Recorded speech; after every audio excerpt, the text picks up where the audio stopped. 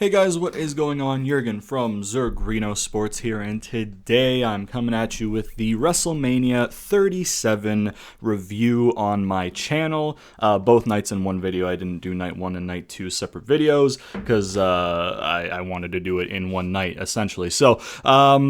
Or in one video, I mean. Yeah, man, before we get into it, let me know what you guys thought of WrestleMania down below in the comments. Did you like it? Did you dislike it? I know a lot of people disliked a very particular thing on night 2, and we'll get to that when we get to night 2 in the review. Yeah, man, if you want to join the Discord server for the channel, the link is in the description. Me and a couple of the boys in that Discord server were in a voice chat watching along at the same time to WrestleMania. So we do that for the pay-per-views, so if you want to go in there and you can have like a more direct line to talk to me, throughout the day, I guess, because I'm in there sporadically. So, yeah, man, but without further ado, let's get into the review, man. We opened night 1 with Vince welcoming everybody, welcoming all the fans, thanking them for their support over the past year, and then he says welcome to WrestleMania, and then we had like a 30-45 minute weather delay because there were weather problems on night 1 in where were they? Florida, right? So in Florida. So yeah, man. Yeah, we had a bit of a delay. We had people cutting impromptu promos from the back, and I guarantee you Vince was out there losing his mind. He's like, who the fuck wrote this for them? Who wrote this for them? How are they speaking without a script? Because they're wrestlers. They know how to cut a promo, Vince. But yeah, so we had a bunch of impromptu promos from people who were wrestling night 1 and who weren't wrestling night 1, so it was definitely it was obviously that they were trying to kill time. They wouldn't be able to just do nothing, right? So might as well let the guys get some promos in, hype up their matches and shit like that. And then we eventually get, the weather delay is eventually over. We get on with the show. The weather delay gave us what is going to be the thumbnail and the picture for this review is Michael Cole and specifically Samoa Joe frowning in a raincoat, which I never thought I needed to see in my life, but now that I have, I'm so glad that I did. Maybe the best part of Mania both nights is Joe in a raincoat looking all sad. So yeah, man, it was hilarious. So yeah, but anyways, we start off the show officially after the delay with Lashley versus Drew.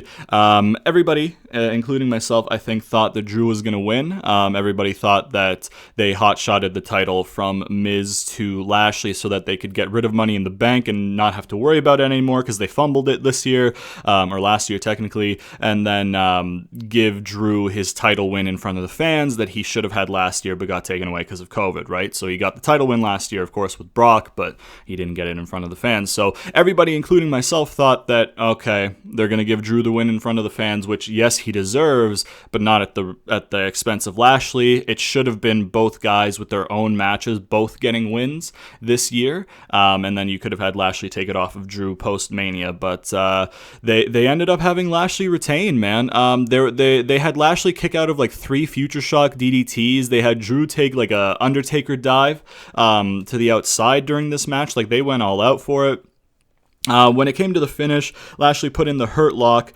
Drew got enough strength to get to the corner and push himself backwards to kind of like roll through it from the corner, but Lashley kept it in, and then Drew passed out. So yeah, man, it was a good way to start off the show. It was a nice energy boost to start off the show as well, because I was expecting the match to be good going in because Lashley's great and Drew is great, but I was also expecting like, okay, it's going to be a great match, and then unfortunately Lashley has to take a loss, which he shouldn't be taking by any means right now. And they pulled a tricky on us, brother. They swerved us real quick in a good way, in a way that made sense, because Lashley retained like he should have. Again, I wish that it would have been Drew defending the title against somebody and then Lashley in a separate matchup so they could both get wins. But Lashley should have gotten the win more than Drew should have in this match, pitting them against each other, so that's the right call. Yeah, man, the match was good. I like the finish because it protects Drew. Drew doesn't tap. It puts over Lashley strong in the sense that he made somebody as protected and as strongly booked as Drew pass out to his submission for the win. And it protects Drew because Drew doesn't tap. You know what I mean? So yeah, man, I like the match. I like the finish. Good way to start off WrestleMania, brother. Then we had Bayley interrupting Titus Worldwide, Titus World Slide, Hall of Famer now. And the NWO backstage basically trying to get on the show, trying to partition herself as being also a co-host. And they all kind of just... leave her hanging for the too sweet and walk away. Then we had the tag turmoil match, the women's tag turmoil match. No Peyton Royce and Carmella switch, which was a little bit sad, but also Carmella got on Mania and she had a good repackage, and unfortunately she got her momentum taken away as soon as it was given to her in that feud with Sasha. But yeah, man. It started off with Naomi and Lana and Billy and Carmella.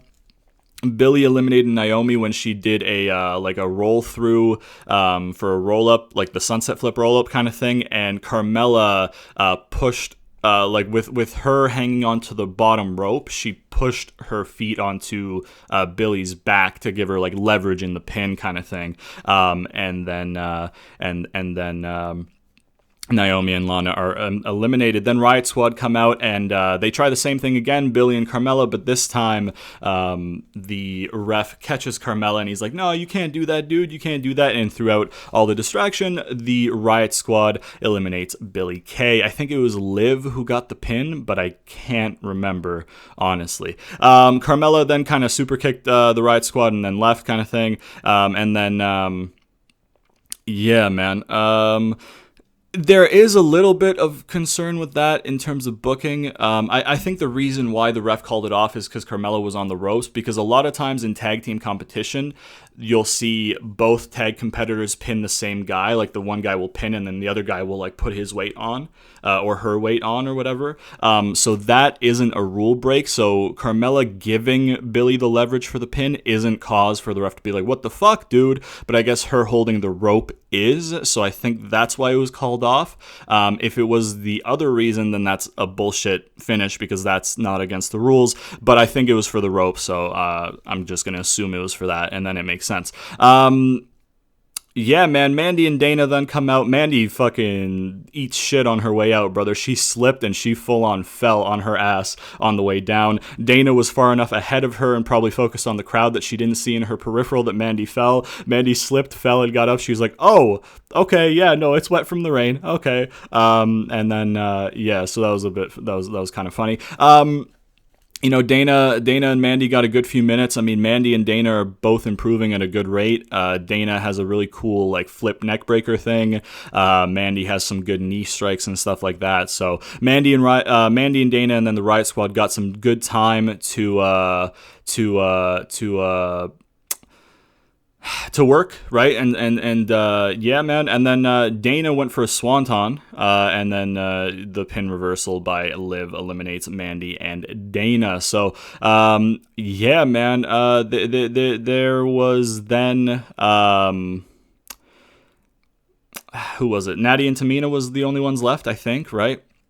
They had a cool like knee and senton spot where the Riot Squad, I mean, where one of them was on their back in the corner with their knees up and the person spread across them, like stomach on their knees, and then the person does a senton onto it and they like sandwich them with the senton and the knees. It looked really cool. But in the end, Natty's about to submit Ruby and she's like, no, Tamina, you're the star. Get up there and do the Superfly Splash, brother. The crowd could not give less of a fuck at this point. Superfly Splash, and Natty and Tamina win the tag team turmoil to earn themselves a tag title shot on the next night. I'm gonna tell you right now, this was the only low point of night one.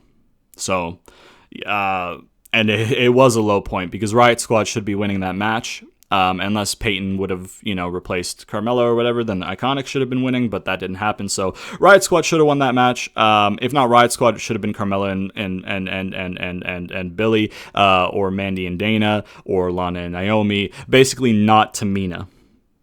Not Tamina. Vince, I'm telling you right now, nobody gives a fuck, dude. But anyways. Up until the last competitors, like the match flowed pretty well. People got some good shit in. It was a good pacing of the match. It was a good time of the match. So overall, the match gets a positive review from me. It's just the finish and the decision of who wins is big fucking dookie, brother. So yeah, man. They gave less of a fuck on night 2. I'll tell you what. But next up, we got Cesaro and Rollins. Maybe my most anticipated match of night 1, just because it was Cesaro's finally time to shine, and boy did he shine. He looked fucking good in victory, my guy. They played the political attack ad campaign as a video package. They had Cesaro kick out of a superplex into a Falcon Arrow maneuver. They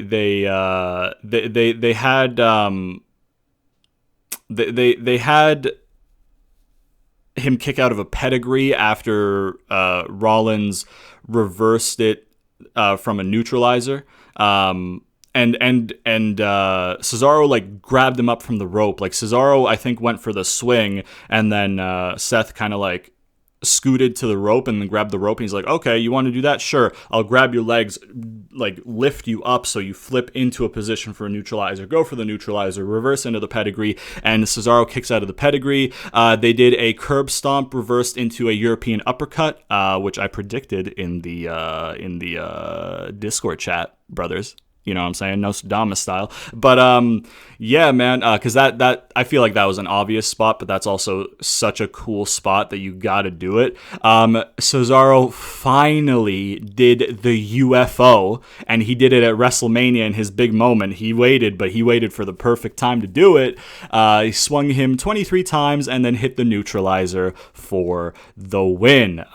Great win for Cesaro. Rollins did the thing that he did against Shinsuke at Fastlane, when he did like he got like his leg caught in the kneeling person, and he went for the kick and it went over the guy's head, and he just kicked him in the back of the head instead. You know what I mean? I feel like that's just a move he has in his moveset now. It's like a signature move kind of ish right now, which is good because it's an awesome move. But yeah, man, Cesaro looked great in victory. He finally got a singles match at Mania. He finally got a pinfall victory at Mania. He did it clean against one of the most protected guys in the company.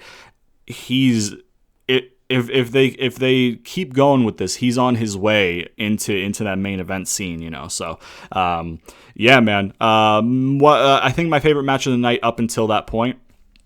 And then, yeah, man. I think we had another match that kind of was a bit better. We did, but yeah, man. We had a Dirty Dogs promo. Which was cool because the Dirty Dogs are awesome, brother. They're a couple of good old Dirty Dogs. We had Big E introducing the New Day for New Day versus AJ and Omos. AJ also kind of slipped on his entrance when he was doing his pose at the top. When he does like the thing where he kind of like punches a little bit before he like goes up and gets the hood off. He kind of slipped and he kind of like stood for a second waiting. He's like, no, okay, I'm good, and then kept going. So that was kind of funny. Yeah, man. Omos was gonna start the match, and then New Day was like, "Oh, AJ's not gonna start. AJ's not gonna start." Blah blah blah. And then AJ starts the match. He wrestles most of the match, and then Omos near the end comes in. Omos looks pretty dominant. Kofi and Woods sold their asses off for him, so you know I commend them for that. They made him look like $1 million in doing dominant moves. And then he step pins Kofi pretty much for the win, where he just steps on his chest like Great Khali beat The Undertaker in 2006 or 2007, whatever year that was, Judgment Day. I think it was Judgment Day 2006. Y'all remember that? Y'all remember when Great Khali, who couldn't wrestle to save his life, dominantly beat Undertaker clean? The Undertaker, by the way. The Undertaker. By stepping on his chest. Vince McMahon loves big, sweaty men, dude. Anyways, yeah, I mean, New Day and AJ and Omos was good. The result was maybe the most obvious result of the night with AJ and Omos winning. It makes AJ a Grand Slam champion, which is huge. Omos gets a title win in his in-ring debut. They limited Omos's time in there, which is probably good because, you know, with the big men wrestlers, they're only limited to doing so much, I guess. So AJ got a chance to shine in there with New Day. There was a point in the match where Kofi and Woods were both in the ring for like a million years, and the ref didn't even do the 5 count to get them out, which was a pet peeve of mine because I like the era of wrestling where the rules were kind of strictly enforced. You know what I mean? Where it's like, hey, 5 count, get out, and I'm gonna call it like a shoot, not, hey, okay, you guys have a spot planned. I'm gonna forget that I'm a referee for a little bit. You know what I mean? So I like when you have to have strict rules and then you book the match around the rules, not disregard the rules to book your match. You know what I mean? But that's just a preference thing, I think. So, yeah, man. I mean, the match was good. AJ looked good. New Day looked good. Amos looked dominant. So, and then the right result, obviously. Well, the right result would have been AJ and Amos beating New Day in a triple threat tag match with Hurt Business in there going in as champions, and then Hurt Business winning them back right away at WrestleMania Backlash. But you know, Vince McMahon is a little bit brain dead these days, so it's fine. But anyways, then we had Braun versus Shane. The result of this match was the right one. We had some cool moments in it. I think it could have been booked a bit differently, but here we go. So we had Shane come out first, and then Strowman's coming out. Elias and Riker jumped the barricade and assault Strowman with some chairs before he gets in the cage, and then give Shane a chair to start the match with. And then Shane kind of dominated Braun for a little bit at the beginning half of the match. And then there was a moment where Elias and Riker, when Braun was trying to kind of picking up steam a little bit, they tried to climb in from the cage. And Braun kind of was like, nope, I'm going to hit the cage and you're going to fall. But yeah, so Shane at one point is in a position to escape the cage. Him and Braun are there. Braun takes a bump, and Shane's all alone on top of the cage. And then he starts climbing down the cage, and instead of just climbing down to win, he puts his hand through the cage to wave bye to Braun and taunt him. Braun grabs his arm, gets onto the rope, I guess, the turnbuckle, to be on an level, ground with him. He starts lifting him up over the cage, and then also he just fucking grabs the fucking cage panel and just rips the cage panel out of the side, drags Shane through the ripped cage panel, brings him up to the top of the cage, and just throws him. And instead of Shane taking a safe, like, I'm gonna land on my like feet and then roll through bump, Shane takes a front flip bump from the top of the cage in the middle of the ring. You know what I mean? Like, I shit on Shane a lot because he doesn't really need to be in this spotlight match at WrestleMania. He doesn't need to be booked as strong as he is at 51 years old as an executive of the company.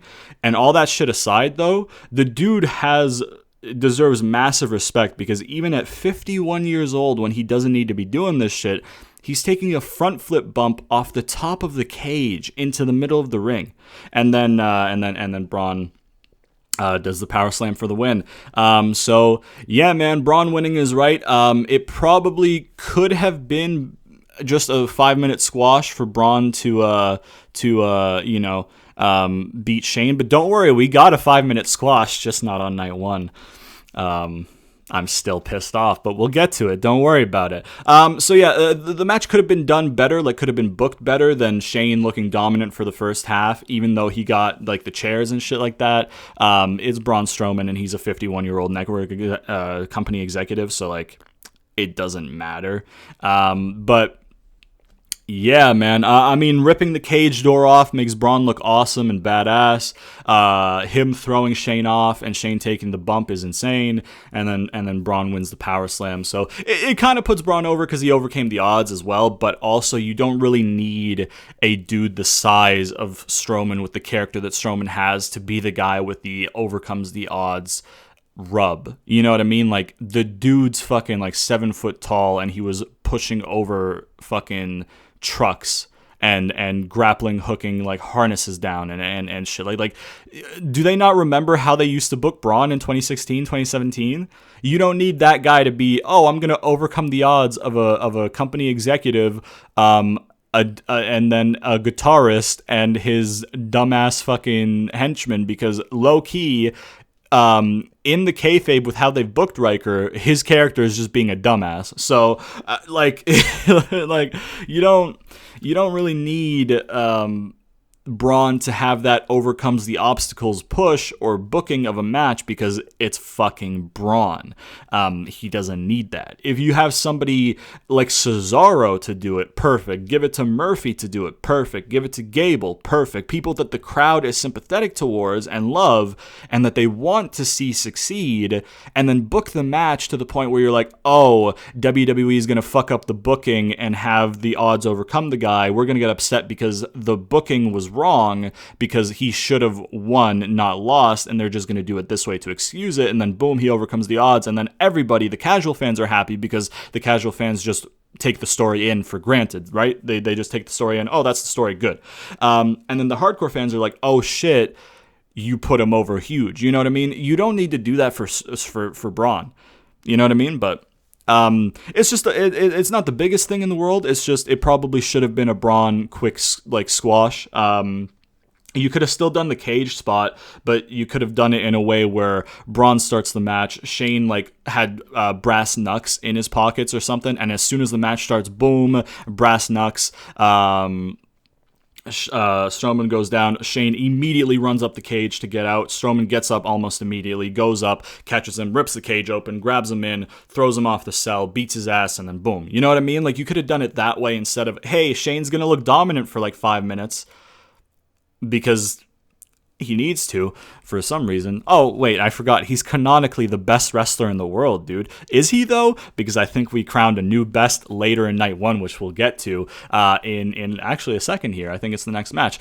Bayley interrupts Cole on commentary. Then we have the Hall of Fame class. The fact that Bayley wasn't booked to do anything, not even a ding-dong hello, is so like weird, you know what I mean? Because like I've mentioned it in reviews and other videos before that I'm not the biggest Bayley fan. Like I didn't connect with her at all when she was doing the hugger stuff. And then at the start of her Karen gimmick, I was like, whatever. She's grown on me recently with the ding dong hello stuff, but like she had a 380-day title reign, man. Like I wasn't watching the product when she had it, but she had a 380-day title reign. She had a great year by all accounts, and she's not even booked on the show besides, hey, I'm going to weasel my way here in and out. And guess what? The payoff to it on night 2 was trash, and we'll get to it. But, yeah, I don't know. It would have been nice if they could have just brought Becky back with a ding-dong hello, which, spoiler alert, they didn't do. Granted, that's not all on them. If Becky doesn't want to come back, she's not going to come back, right? So you can't just pin that all on WWE.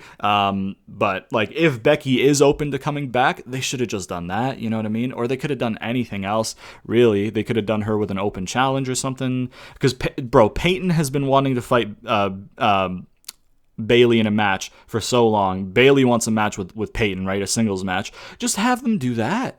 Just have Bayley come out and be like, hey, you know, I wasn't booked, so open challenge, bitch. And then Peyton comes out, and then you can give Peyton a big Mania win. Or you can give Bayley a big Mania win. It doesn't really matter at that point, but like, I don't know. They should have done more with Bayley this year, I feel like, but it is what it is. Then we had Bad Bunny and Damian Priest versus Miz and Morrison. Booker T was on commentary, obviously, because Bad Bunny's Booker T song. A whole army of bunnies, call Adam Rose to fucking control them all, brother, came out for the Miz and Morrison entrance, and they came out to Hey Hey Hop Hop. One of the bunnies at the bottom of the ramp almost slipped and lost his head, so that was funny. Bad Bunny had a cool entrance where he the music video to the Booker T song that he made is in a big like truck that's driving on the highway, and it's inside the truck in the music video, but he came out on the top of the truck. They played like a pre-recorded thing on the outside of the arena with him arriving, and then he comes in on the top of the truck. So cool entrance for Bad Bunny. Priest had his cool entrance as well. Like he had all the cool shit that he usually does, and it looked even better at Mania and all that shit. So that was good. Bad Bunny is the best wrestler in the world. I'm going to tell you this right now. Bad Bunny was so fucking good, right? And a lot of people might come at me and be like, oh, you know, it's not him, it's them selling the moves to make him look good, which, yeah, fair enough, but he sold incredibly well. He had the little things down. Like, when he's just moving into position for the next move, he's selling at the same time. And you might think, oh, that's basics. Look at half the roster. They don't do that. They don't. Like, he's got the little, like, he bumps really well. He sells in between really well. He takes moves well. He gives the moves well. He has a good working punch. He does the little things so well, like taunting at the right time in between moves while the other person's selling. Like, he does it so well. Bad Bunny hit a motherfucking Canadian destroyer to John Morrison at ringside. At WrestleMania, brother, he is like that. That's pretty much all Morrison, really, right? Because the Canadian Destroyer is pretty much all the person taking the bump. But, like, brother, Bad Bunny hit a Canadian Destroyer at WrestleMania. Bro, he's the best wrestler in the world. I don't give a fuck. Get him in a match with Shane at the next pay-per-view for the best wrestler in the world title. Boom. That's money, bro. That's your printing money right there. But, yeah, man, like, that was, the match was great. Yeah, they won. The Bad Bunny and Priest won, of course, with Bad Bunny taking the pin, or doing the pin, right? Man, honestly, I didn't even write down the finish, so I can't remember exactly what the finish was, just because I was marking out at how good Bad Bunny was. To plug the Discord again, in the Discord chat, I was losing my mind. We were all losing my mind. The whole match was just me and the guys in there just being like, holy shit, he's so good. Look how he sold that. Wow, holy fuck. Look how he's doing that.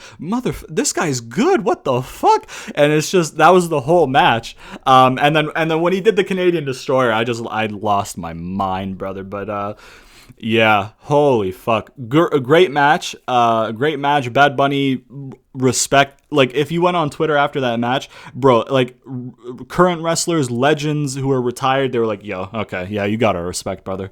Yeah, you're a wrestler. Yeah, no, we accept you. You are a wrestler. Good job. That was insane. Like, it was so good. So, yeah, man. Obviously, the right people won in Priest and Bad Bunny. I've seen people complaining that Priest shouldn't have been partnered with Bad Bunny, which is kind of weird because he is literally the perfect fit, as they are both Puerto Rican. So, and I think they're genuinely just childhood friends. So, you know, like, I get that, you know, Bad Bunny is a rapper and pop star, and Damian Priest is, you know, the heavy metal guy, but I mean,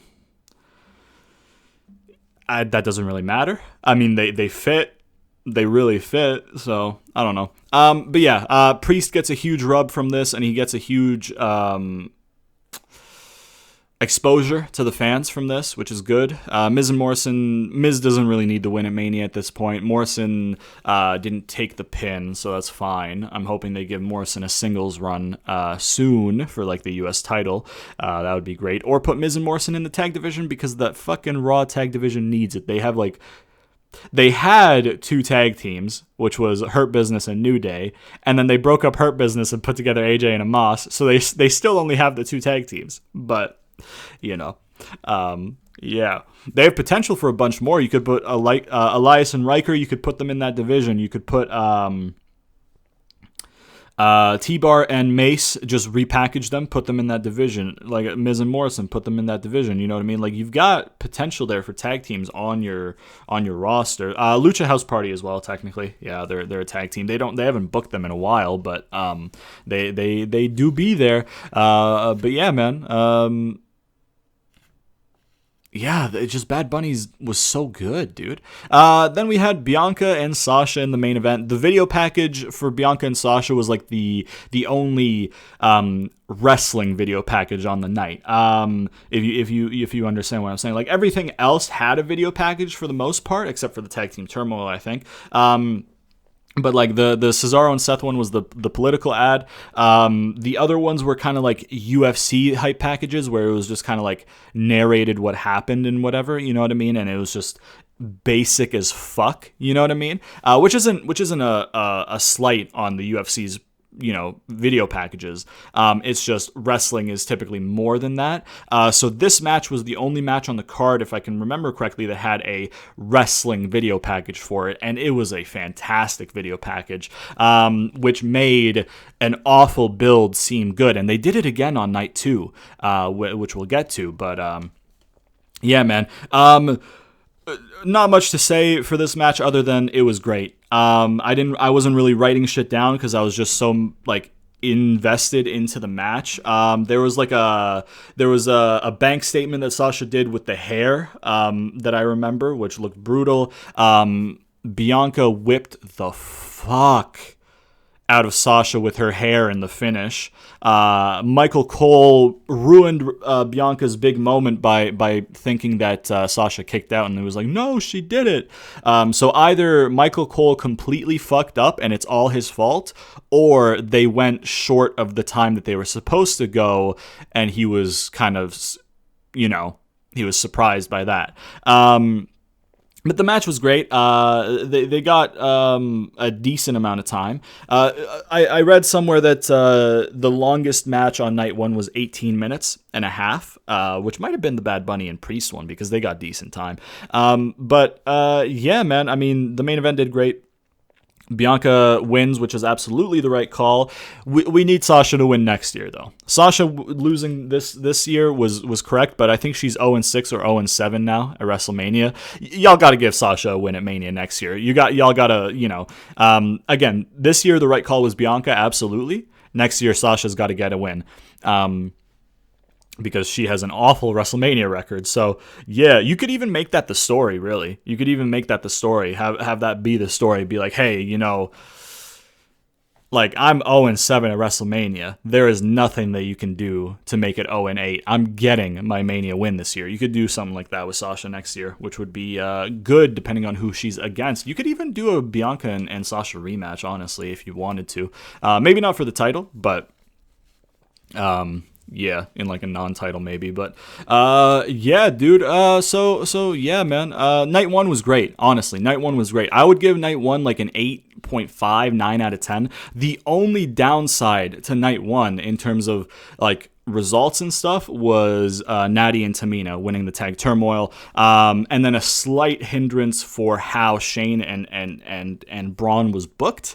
But other than that, such a good night for night 1. Obviously Bayley not being booked is unfortunate, but it's not this ruined the night kind of thing. It's just that's a unfortunate oversight kind of thing. So it doesn't really take away from the rating of night 1 for me. So yeah, an 8.5 or a 9 out of 10 I'd give night 1. Night 1 was great. And I said in the Discord, I said this, if they get night 2 right, it has the potential to be a WrestleMania 31 type Mania where the build's shit, but you go and nights of, it over-delivers and it's top 10 Manias of all time.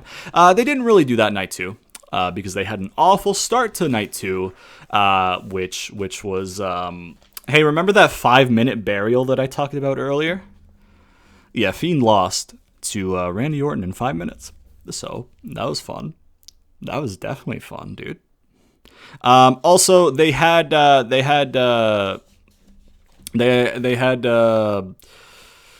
somebody sing "America the Beautiful" both nights. I think the one on night 1 was BB. Well, they say Rexa, but it's Regia. But Albanian pronunciation and all that shit. But that's fine. It makes sense why she wouldn't use the Albanian pronunciation because any Westerner who has a grasp of English isn't going to look at the XH and think that's a J sound, so it's fine. Hell, I don't even say my name properly, technically. So, but anyways, and then night 2 was Ashland Kraft. She was a country singer. I didn't know who she was. I knew who BB was because she's Albanian, but yeah. Then we had Titus and Hogan in Pirate Gear opening the show. Titus and Hogan opened last night, actually, too, night 1. Hogan got booed to fuck, rightfully so. He's a piece of shit. Titus looked like he was pissed off being there, rightfully so. Hogan's a piece of shit. So, yeah, man. They were in Pirate Gear. Titus made a joke about how the opening match was from Davy Jones' locker, so I was like, oh, wow, okay, they're opening with Fiend and Orton. Orton had a fire ring gear, white with red and black on it. clean. Fiend had a special entrance where the Fiend in the box was at ringside. Alexa cranked the lever and then he pops out of the Fiend in the box. The match starts when he jumps off the Fiend in the box to attack Randy. Match goes on for a little bit. They had a couple cool things. Randy got his table spot in, of course. They had like a RKO reversed into a mandible claw kind of thing. And then when Bray is going for Sister Abigail, he kisses Randy on the forehead like he does for Sister Abigail. And then he looks up and, oh shit, Alexa isn't, Playground Alexa anymore. She's Hellblade Senua's Sacrifice Alexa. She has a like black crown that's constantly pouring black blood on like over her and shit like that. And then Bray kind of gets distracted from her, turns around into one singular RKO and loses the match. The crowds booed the fuck out of it, rightfully so. It's stupid. Fiend, by the way, was back to original Fiend. He did have some like red outlining on his mask that wasn't there before, but we didn't get to see it until the post-match stuff because they brought back the red lighting for the Fiend. So please don't do that. I feel like the Fiend character might be dead now because I don't know how you can recover it. But here's why this is so awful for me, right? Okay. And in my predictions video, I said Fiend has to win. There's no other way unless Alexa screws him, but I don't think anybody wants to see that, and it's not the right time. And that's what they ended up doing. So unfortunate. So the Fiend got fucking burned alive at TLC. He came back from being burned alive at Fastlane. He cost Randy the match against Alexa. So Alexa got a pinfall victory in a way that pissed off Randy's wife because she pinned him in a very sexually provocative way. So that was a shitstorm on Twitter. So Alexa gets a pinfall victory over Randy Orton as a result of a Fiend return after he got burned alive, and how Randy in his promos put over, the Fiend is not a man. He's more than a man. He survived getting burned alive, right? Cool. In that same return, by the way, the Fiend no-sold an RKO from Randy. I'll remind you. So why in the fuck in a singles match is Fiend, who, by the way, should be stronger than the Fiend at Fastlane, because the Fiend at Fastlane still had his burnt mask and all that shit, right? He was the burn victim Fiend.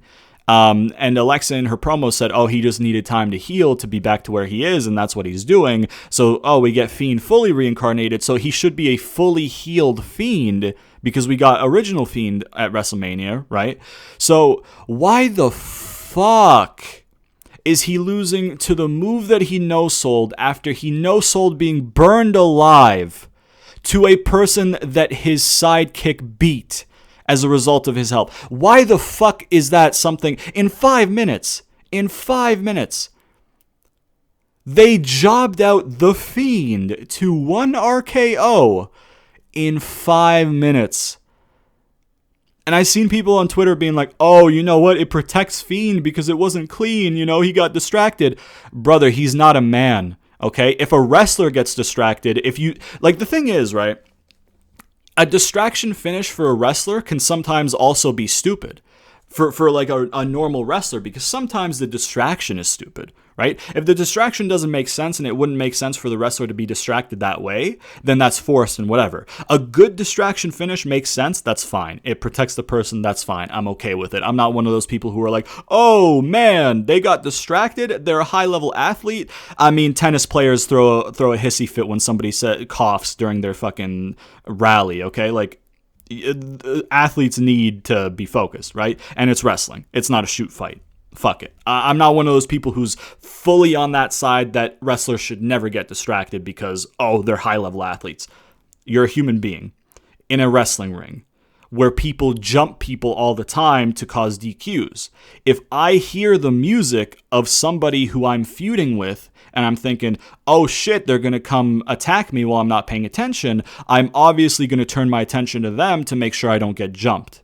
It makes sense, right? I don't mind that. The Fiend being distracted and then losing to a one singular RKO. Once again, he no-sold it a month ago, 3 weeks ago, 2 weeks ago, whenever the fuck Fastlane was. He no-sold that same move 2 weeks ago. He survived being burned alive to come back and no-sell that move. Why the fuck is he losing to one RKO off of a shitty distraction at WrestleMania to open the show? You set the tone of the whole night to be, oh, well, this is shit. I was in a bad mood for like the whole show because of that. And the crowd shit on it, and rightfully so, because it's awful booking. How do you fucking redeem the Fiend now? Right? Either the Fiend character is done, or they're going to do a duplicate Fiend thing and have Alexa go and be like, you all might be wondering why that happened.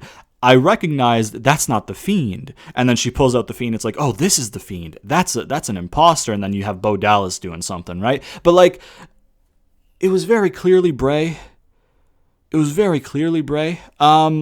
like, it's... Why does Vince hate Bray so much? Why? Does Bray even have a WrestleMania win? I don't think Bray has a WrestleMania win. Oh, no, he does against Cena, but he doesn't have a WrestleMania win in a match, because the Firefly Funhouse match was a cinematic match. But like, oh my god, why does he hate Bray so much, man? Fuck, dude. Awful. Awful start to the show. Awful fucking booking. Awful decision. The fact that it went 5 minutes. The Orton's gear was awesome. The jacket, the Fiend in the box entrance for Fiend was awesome. The rest just fucking stunk, brother. It was so bad. And I don't get the logic behind it. I really don't. Like, who the fuck thought that was a good idea backstage? Who the fuck came up to Vince, right?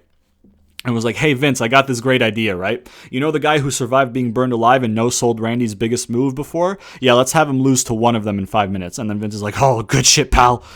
No, it's trash. Fuck that, man. I'm still, to this day, I've gone to sleep and I've woken up, and I'm still fucking pissed off about it.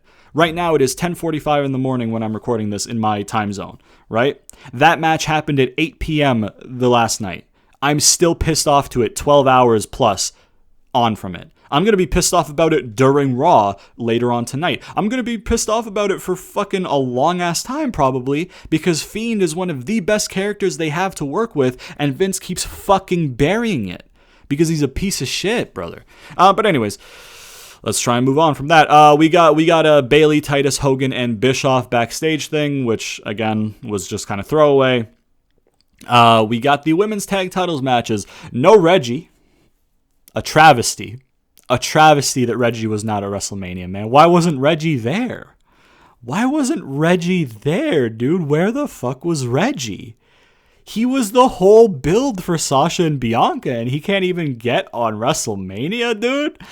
I genuinely, I don't know why he was there. It doesn't make sense that he wouldn't be, but, I mean, it doesn't really matter. Fun fact, this match, other than the main event, which went almost 22 minutes, I think, this match was the longest match of the night at 14 and a half minutes. After that was Rhea and Asuka, I think, that went 13 and a bit. They gave a match that was mostly Tamina and Natty thinking that they're Hogan and Andre, even though nobody gave a fuck. And I don't mean that like in a, oh, I don't care, so I'm going to assume nobody cared. If you look at the crowd, nobody gives a single fuck that match is happening, and they give less of a fuck that Tamina and Nia are trying to be Hogan and Andre. Nobody cares. You're not over. Everybody hates your gimmicks. Everybody hates how you're booked.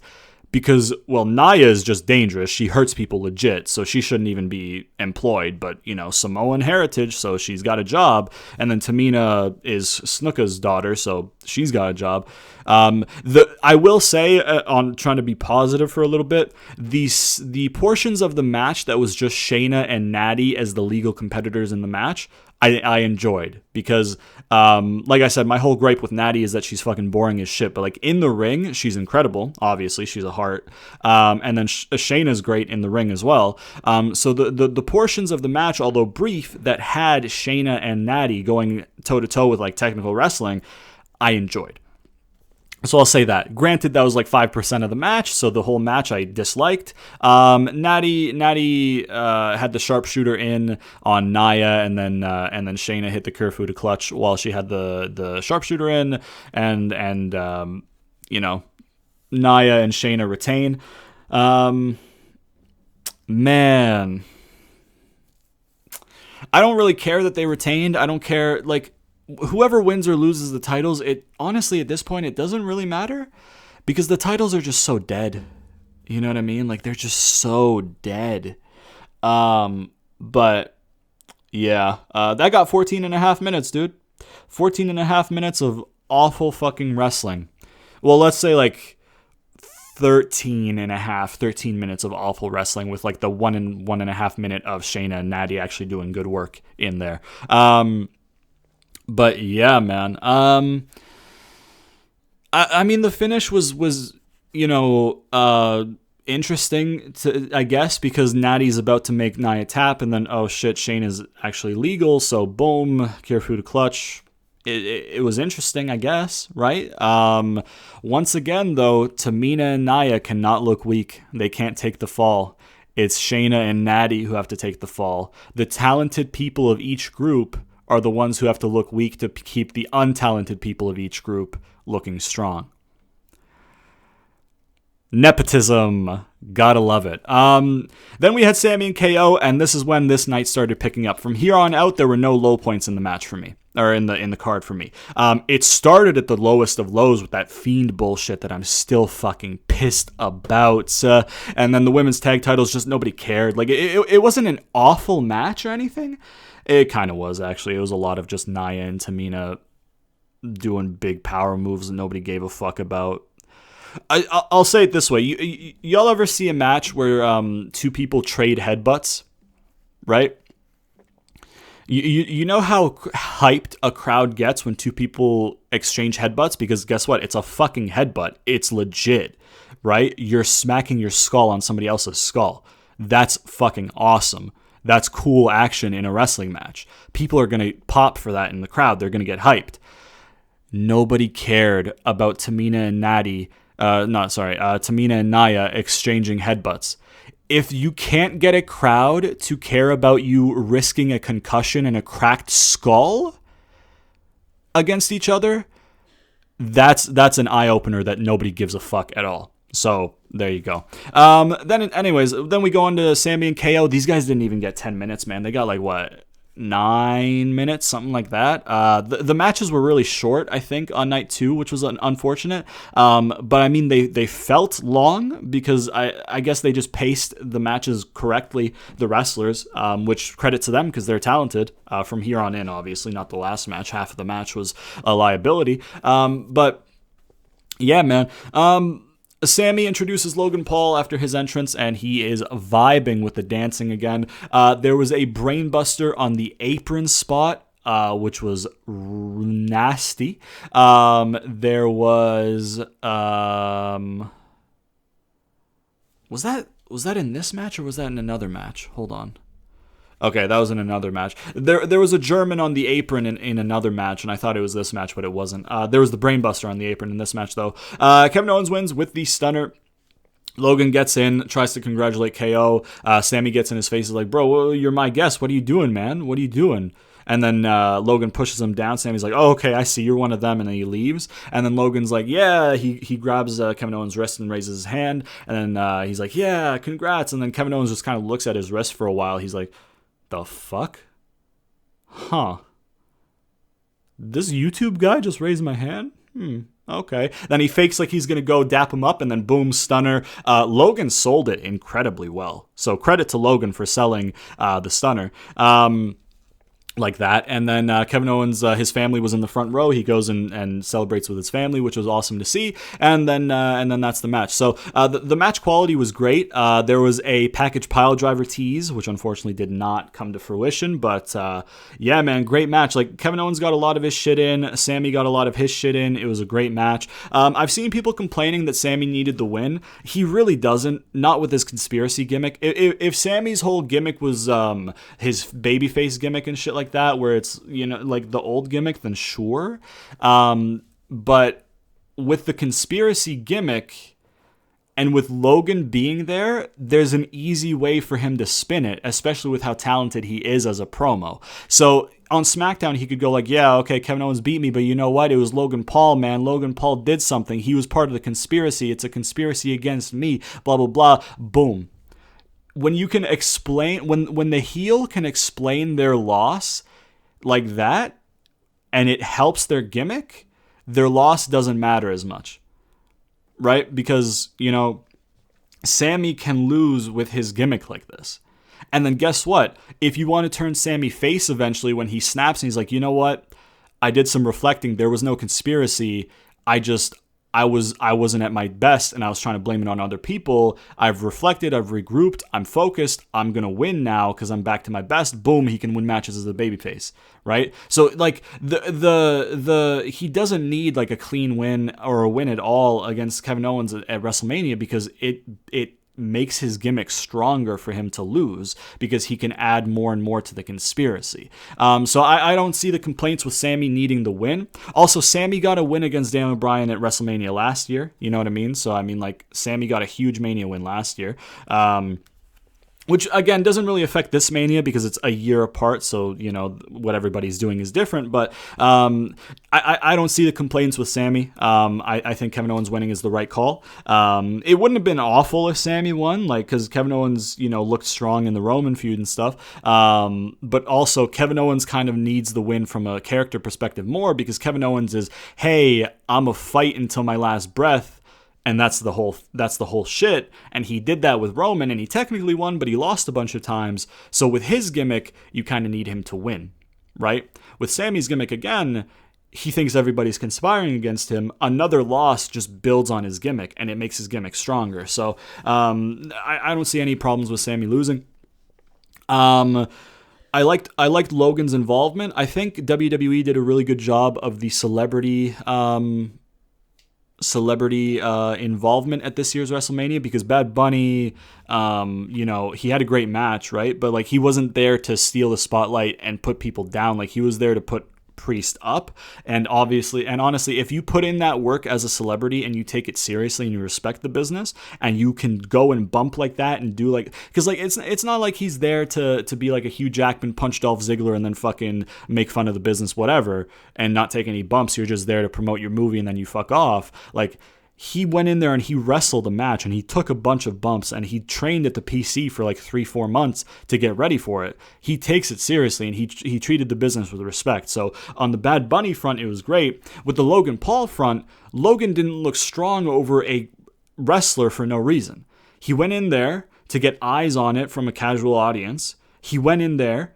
He strengthened the build a little bit, because he's like, hey, like, yeah, like, Sami, I'm happy to be here. You invited me, but, like, I'm not, like, I'm excited to see if you're being conspired against, but, like, people are saying you aren't, so, like, I'm not, like, you know what I mean? So, like, he was there for Sami, but he built Sami's character by being kind of impartially Sami's guest, and then him trying to congratulate Kevin Owens and then getting stunnered. It's just like they had them in the right capacity to which they should have. Because, like, if Logan came in and he, like, did a fucking pile driver on Kevin Owens and then Sami won, like, fuck that, right? But him coming in and taking a stunner after getting eyes on the match from a casual audience, yeah, that's great. It's great. So they did a good job of the celebrity cameos at this year's WrestleMania, I feel like. So, yeah, man. This I feel like this might be a refreshing review on my channel, brother, because usually my reviews are just shitting on WWE for an hour, but I've been mostly positive, apart from Fiend and then the women's tag stuff. But, like, like, other than that, I've been mostly positive, so I feel like that might be refreshing. But yeah, man, a good match. The fact that it was 9 minutes was weird to me because it felt longer. But yeah, we had a quick Riddle Khali meme backstage where Riddle was trying to get Khali to make like a giant clothing store. Khali was just there. RVD came by. He's like, "Yo, let me translate." RVD handed out rolling papers because, you know, get it. RVD smokes weed. Matt Riddle smokes weed. Ha ha ha ha ha. And then we had Riddle versus Sheamus, which was fantastic. Really hard-hitting match. Both of them are great wrestlers. This was the match that had the German on the apron, which is a bump you could not pay me to take unless it's like enough money that I can just sleep all day for the rest of my life and put my kids through college or university and shit like that. Like, if you give me enough money to live comfortably and put my future children through whatever they want to do, right, I would take that bump. But otherwise, I'm not taking that bump. That is a terrifying bump. That's your head and neck on a metal fucking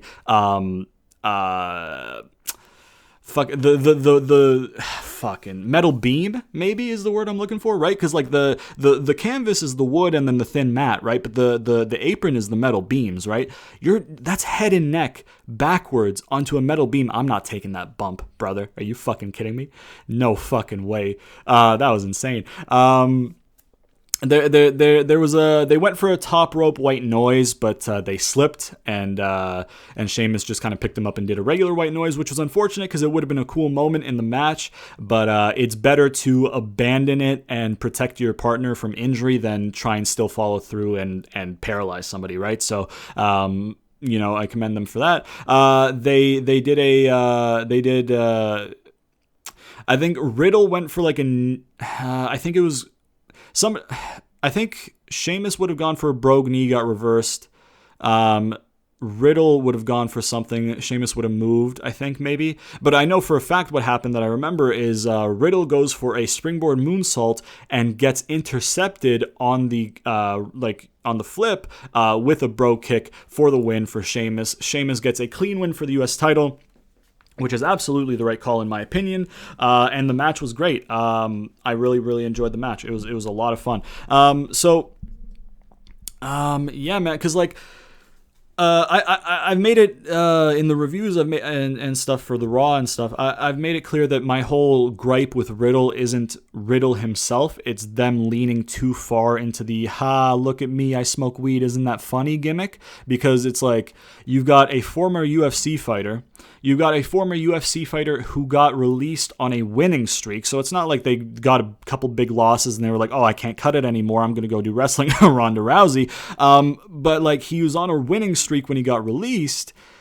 He's a legitimate fucking fighter. He could kick your ass. Lean into that. You know what I mean?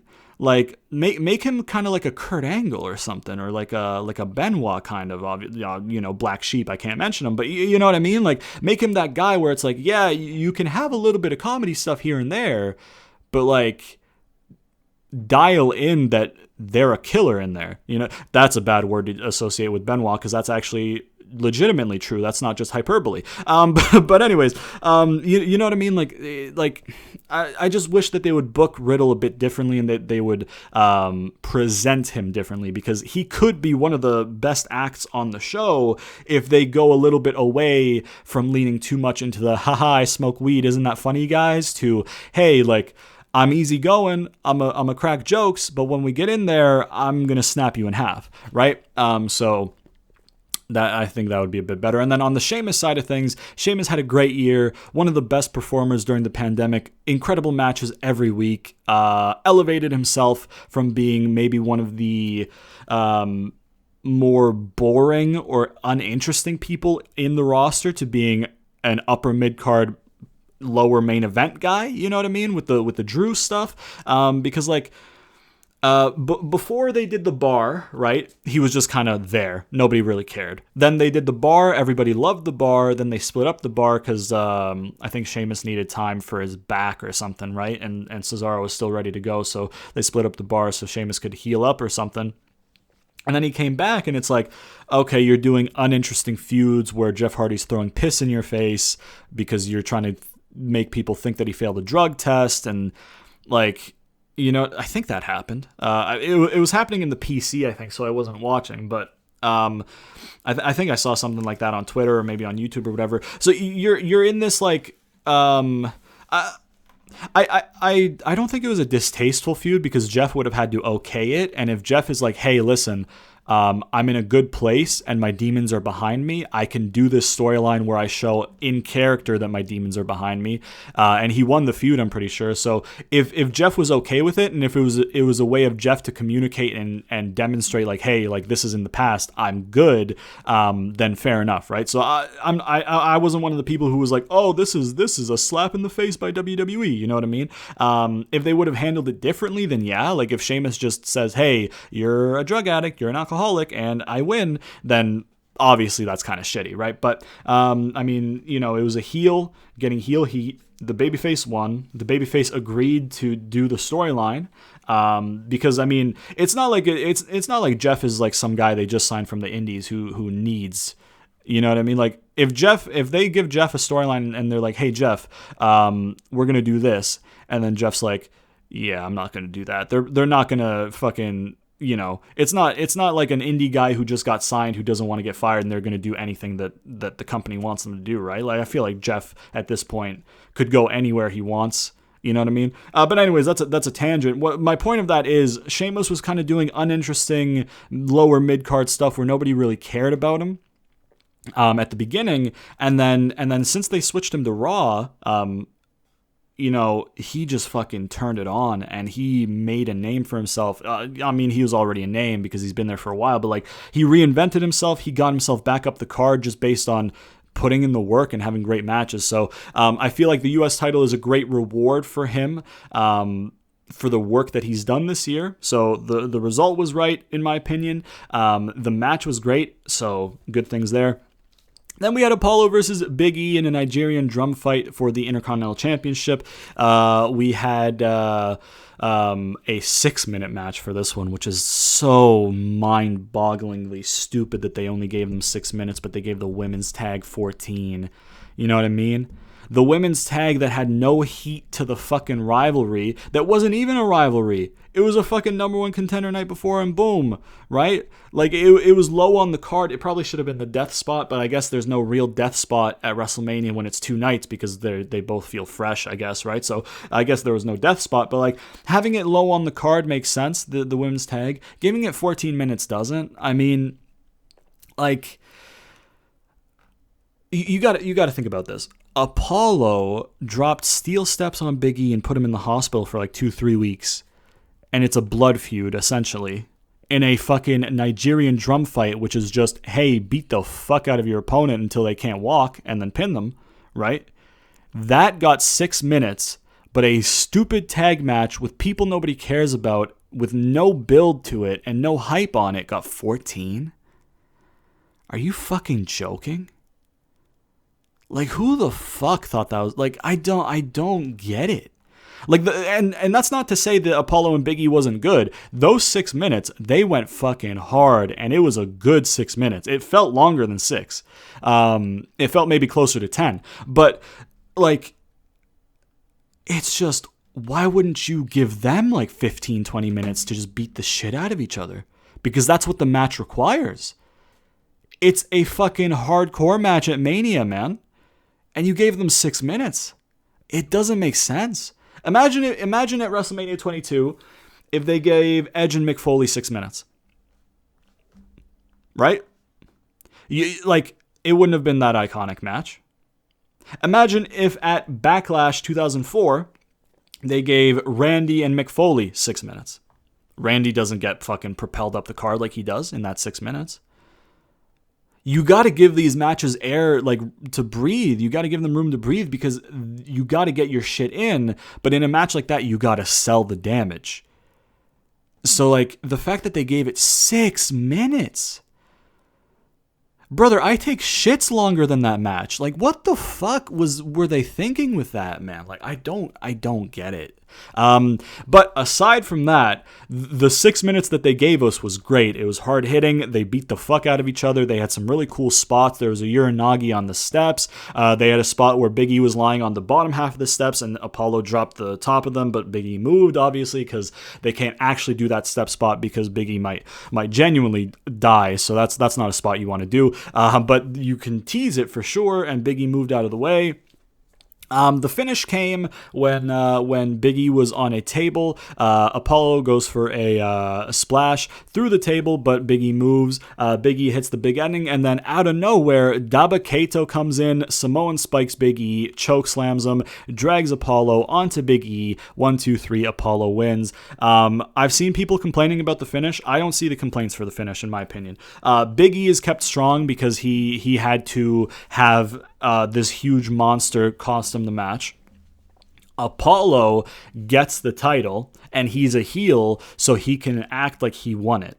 Or he can act like it doesn't matter that he got help because he was going to win anyways. He can spin it any way he wants, because when you're a heel, if you don't win clean, you can spin it any way you want. That's not to say that a heel should never win clean. There are absolutely heels that should win clean. If you want like a dominant heel like Lashley, he should win clean. But if you want like a heel, like you can have an Apollo, because Apollo isn't like a Lashley dominant heel. He's a, hey, I've had enough of the disrespect. You're going to respect me or I'm going to beat it into you kind of heel. With that kind of heel where it's like, hey, I'm, whatever, and the arrogance and stuff, you can spin a bullshit win into being like, no. I mean, I won. You know what I mean? I didn't need help, but I won. Or, hey, it doesn't matter what happened. What's around my shoulder? The championship. I won. That's what matters. I'm the champion. I'm the best. So you can spin it as a heel. So it gets the title on Apollo, which is good because an Apollo loss kills his character. They were in a spot that if they give Big E the win, Big E is so over and on such a good run that you would have kind of been like, oh, that's shit for Big E. But the ends might justify the means because Big E is like on a crash course to being a main event guy. Mania next year, Mania 38 in Dallas, I feel like Big E's winning that title. So the main title, the Universal title, unless they switch Roman to Raw and then the WWE title to SmackDown. But the main title, and then again, I think he's winning the Rumble in 2022, so he could go to Raw and face Lashley or something. But regardless, Big E is on his way to a main event guy. So if they would have given him the win, you could look and be like, oh, that's unfortunate for Apollo. His character is kind of dead now, but we get it because Big E's so good. You're just continuing to build him up. I think this way is good because Big E gets protected in defeat. Right? He didn't lose clean. He was about to win the match. Quite literally, he was about to win the match. He hit his finish, and then somebody came in and screwed him out of the match. You know what I mean? So yeah. So it protects him. It gets the title on Apollo, so his character isn't dead. It gets Dabba-Kato on the programming, which is good. I thought he would get involved in the Shane Braun stuff, but they did it this way instead, which is honestly good because, might as well partner him with Apollo because Apollo's gimmick, if they book it right, elevates Apollo. It already has. It elevates Apollo a lot, so might as well tag somebody along to get elevated at the same time, right? So, yeah, man, they'll probably run it back and do a rematch or something, but, that's fine.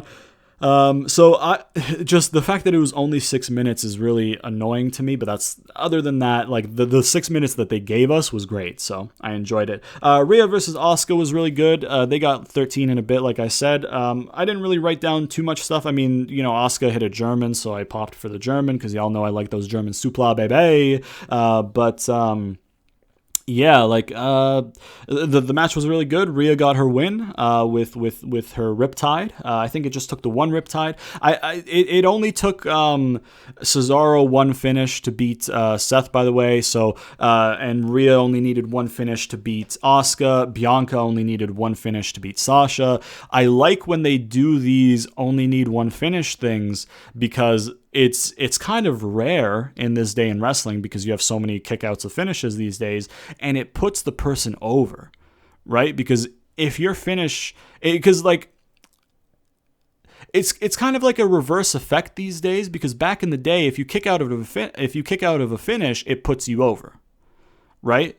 These days, if you kick out of a finish, it's kind of expected on the first one.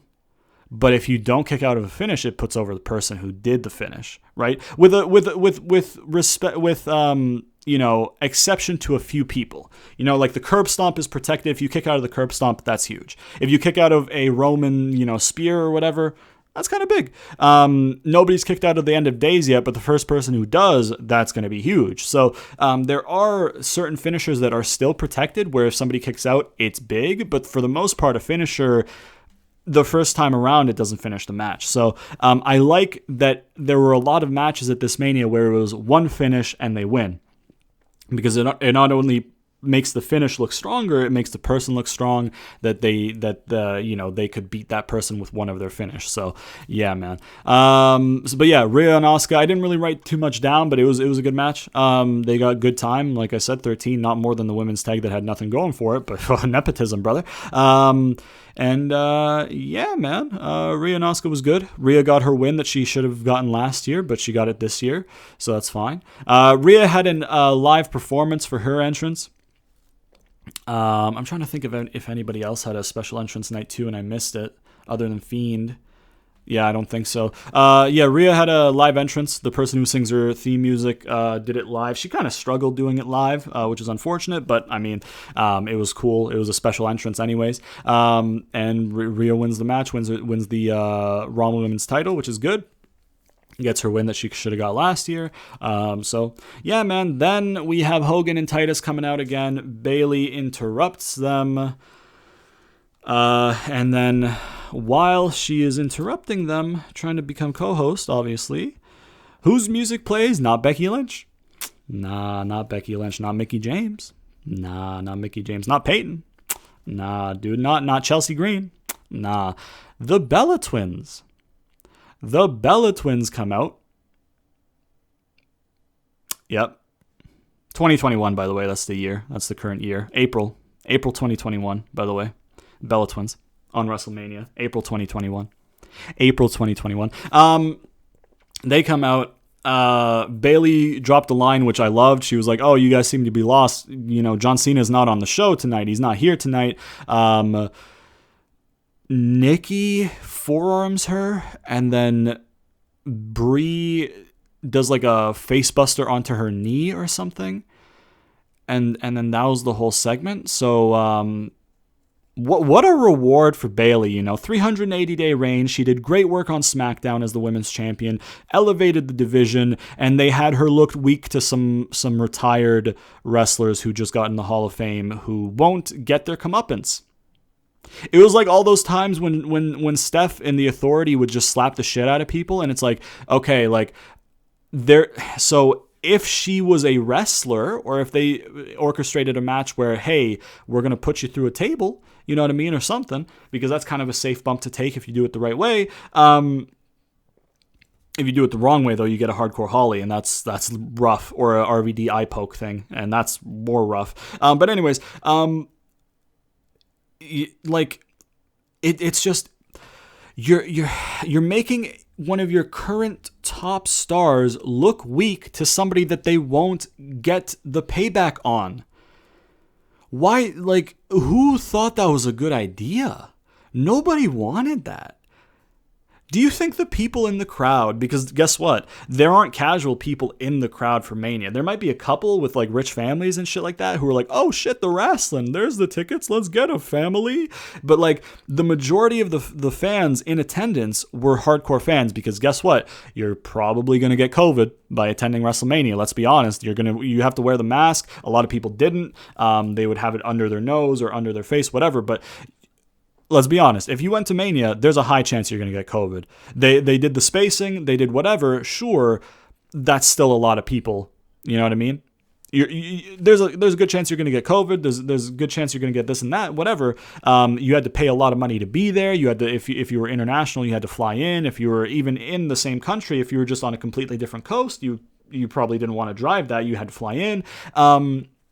So like, the majority of the fans who are going to be at WrestleMania this year are going to be hardcore fans. There's not going to be many casual fans, because at a full attendance WrestleMania, a lot of casual fans are going to be there. But it was mostly hardcore fans at that Mania who would be willing to risk the travel and shit like that and the COVID to be there for WrestleMania. What makes you think that hardcore wrestling fans wanted to see Bayley essentially job out to the Bella Twins in a throwaway segment? Who the fuck thought that was a good idea? I know who. Vince McMahon, because he piped in crowd noise saying one more match at their fucking Hall of Fame. There were no fans. They piped that in. Nobody wants them to wrestle again, bro, except for like Total Bellas fans or whatever show they have going on right now that's a stupid reality show on E. You know what I mean? Like, wrestling fans don't want them back. Bella fans want them back, but those aren't wrestling fans, so fucking who cares? You know, like, whatever, man. I accidentally just hit my mic stand. Apologies. Yeah, that really soured my mood as well. But then we've got maybe the best WrestleMania main event in 5, 6, 7 years? Since 30, maybe. Roman, Edge, Bryan, Universal title. They got like 22 minutes. Incredible match. There were so many good spots. They had the steps by the commentary. Roman puts Bryan through the table, and then gets the announce table, and then gets speared off the steps by Edge. That was a cool spot that they had. They had some cool reversals in there where Roman goes for a Superman. Edge kind of catches it, turns into like a submission or into his like maneuver, whatever. They had a moment where Roman's about to tap to the yes lock. Edge comes in for the save. You had a moment where Edge is about to pin Roman, and Bryan rips the ref out of the ring on 3 so that the count doesn't get made. You had Edge with a crossface on Roman. Roman's about to tap. Bryan gets in, catches his hand, and I always love those spots in a triple threat where the person's about to tap and the other competitor catches their hand so they can't tap, because it's like, hey, if you lose, I lose, and I'm not going to lose, so you're not going to lose unless I'm the one making you lose, kind of thing, right? So grabs his hand, and then not only does he grab his hand, he turns grabbing his hand to stop the tap into a yes lock. They both make him tap out, but guess what? They both can't win, so they're like, let go. They start headbutting each other while they both have their finishes in. Roman's passed out. They fucking do their shit. Like, holy fuck. And then near the end of the match for the finish, Edge gets a bunch of chairs. He's going to concerto both of them. He concertos Bryan, and as he's about to concerto Roman, Jay comes in, stops him. He's like, get up, Oos, goes to swing the chair at Edge. Edge spears Jay, fucks up Jay a little bit, and then Roman hits Edge with a spear that was so impactful, it sounded like a fucking shotgun, brother. The impact of Roman's spear to Edge sounded insane. He fucked him up with it, brother. He hit that spear. And then he concertos Edge, and then he drags Edge onto Bryan and pins both. 1, 2, 3. I loved it. I thought it was a great main event. I've seen people saying that they didn't like it because technically Edge won the match. Edge's shoulders were on the mat. It wasn't a stack. It wasn't like a, perfect stack where it was like, oh, my shoulders are on Bryan's shoulders and then blah, blah, blah. Then, yeah. But it was a slumped over stack with Edge on Bryan. Edge, his back is on Bryan's stomach, so his shoulders are hanging onto the mat, which means both Edge and Bryan's shoulders were on the mat, which means Roman wins. It doesn't matter if Edge was on Bryan and then Roman was on Edge and technically Edge wins because he's on top of the lowest guy. That doesn't matter, because in a singles match, if you and me both have our arms on each other and we're both laid out flat for the win, it's a draw. But Roman pins both. So it's a win. You know what I mean? Because there's somebody to pin both. If it was Roman, you know what I mean? Because like both of their shoulders are on the mat. So, but yeah. I don't know. It is what it is. I thought it was good. People were complaining about it. I didn't see those complaints. Some people said that Roman was looking weak. I disagree. He put Bryan through a chair. He hit Edge with a spear so goddamn hard that it sounded like he may have cracked a rib. He hit a concerto. He looked dominant. You know what I mean? The fact that... because there's a difference between looking invincible and looking strong. You know what I mean? Because you don't need to look invincible to look strong. Roman almost tapping doesn't make Roman look weak when you have top level guys in there with him. You know what I mean? It's not like they got like some local competitor to fucking have him almost tapping out, right? And then yeah, okay, Roman looks weak. You got Edge, who they put over strong with the Rumble and with having not lost anything since the Rumble, whatever, and he had a good feud with Randy, right, where he looked fairly strong. You put over Bryan looking strong, enough to make him tap. You put Edge looking strong enough to pin Roman. You're not burying Roman or making him look weak, in my opinion, because he's in there with top guys. You know what I mean? It's like if you have a mid card guy have a match with like the top guy in the company non-title or whatever, and then the top guy in the company wins. It doesn't bury the mid card guy because he lost to the top guy. That doesn't bury you. That's just, oh, you're not the top guy. Okay. You could still be second best. You know what I mean?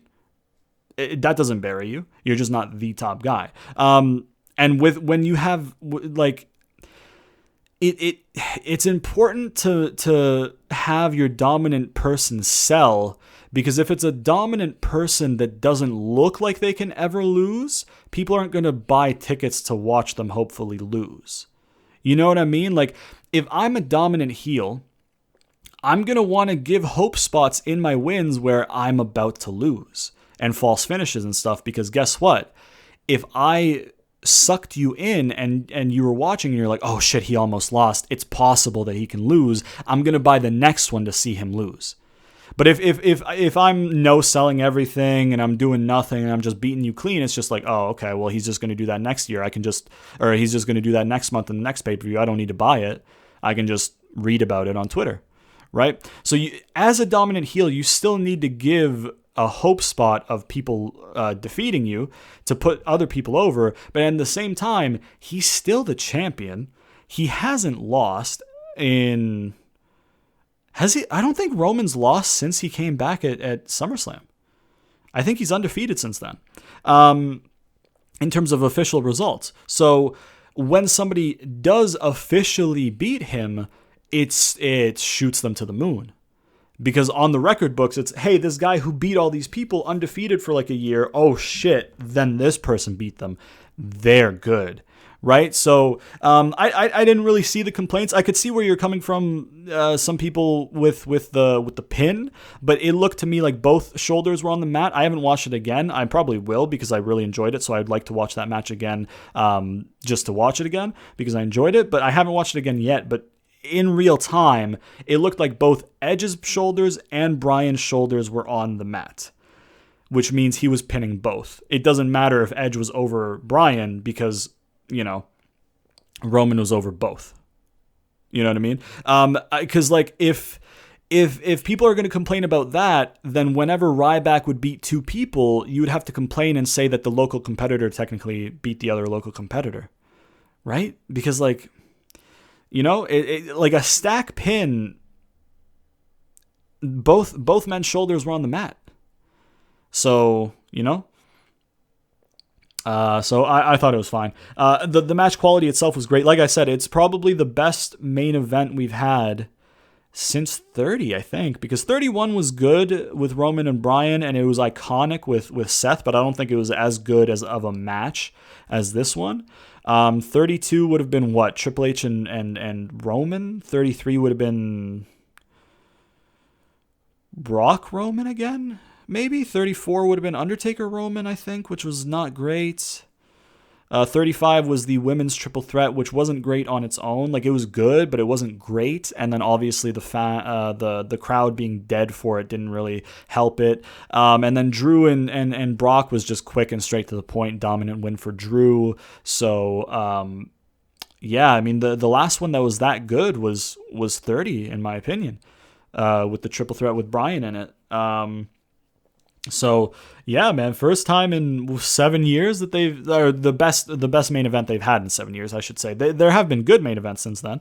Like I said, the triple threat with the women was good. It just wasn't great. Brock, Roman with Seth was great. It just wasn't as good as this, in my opinion.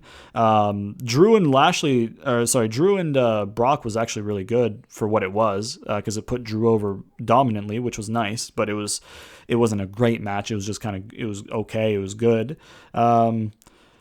Yeah, and then other than that, I don't know. But anyways, that is the WrestleMania review. For night 2, I'll probably give it a 7 out of 10, just because the Fiend shit was so bad. The tag stuff was so bad. Bayley getting jobbed to fucking Bella's for no reason was bad. And then the fact that the match lengths were too short for the good matches, and the worst match of the night got the longest.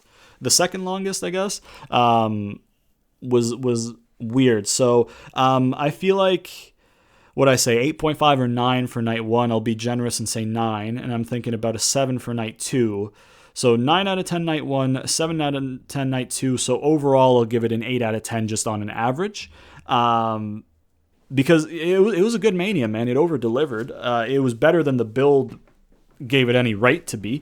Speaking of video packages, by the way, I did forget to mention for Rhea and Asuka, they had an incredible video package that made a 3-week lazy build of, hey, I'm going to show up, debut, ask for a title shot. Hey, here's a contract signing. And then, hey, here's a can they coexist? It turned that into, holy shit, this match is hype. Let's go.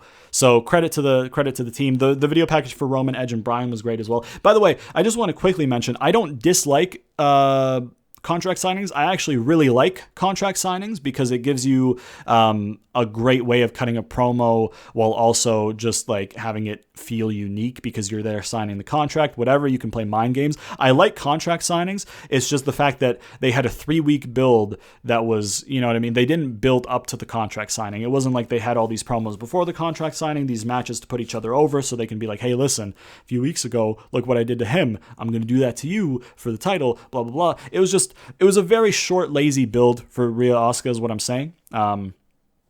I mean, the contract signing was honestly the best thing they did of it, really. But yeah, man. So the video package made it look a lot better. Yeah, dude. So yeah, that's my WrestleMania review. Like I said, night 1, 9 out of 10. Night 2, 7 out of 10. Overall, 8 out of 10 for me. Let me know what you guys thought of WrestleMania down in the comments below. Do you agree with my ratings? Do you disagree? Do you disagree overall or agree overall? Do you disagree per night? Do you disagree or agree per match? Let me know all that shit down in the comments. It's always nice to hear other opinions on the wrestling. If you would like to check out some of the other shit I do on the channel, gameplay stuff primarily, links at the end cards at the end of the video. Primarily my SmackDown vs. Raw 2006 or 2007 or the second year of my 2008 GM mode where I actually booked storylines, so you could see how I'd book shit after I critique how WWE books shit. And yeah, man. If what do I say in my outro next, brother? I don't know. My brain's fried, bro. I'm still pissed about Fiend and Orton. If you'd like to join the Discord server for the channel, there's a link in the description. Follow me on Twitter. Link in the description. Please sponsor me, Peace Tea. Got to get that sponsor me gimmick in there, baby. You know what it do.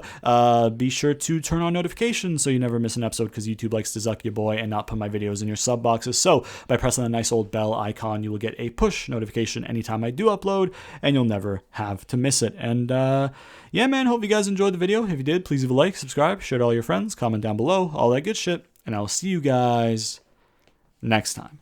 We are number one.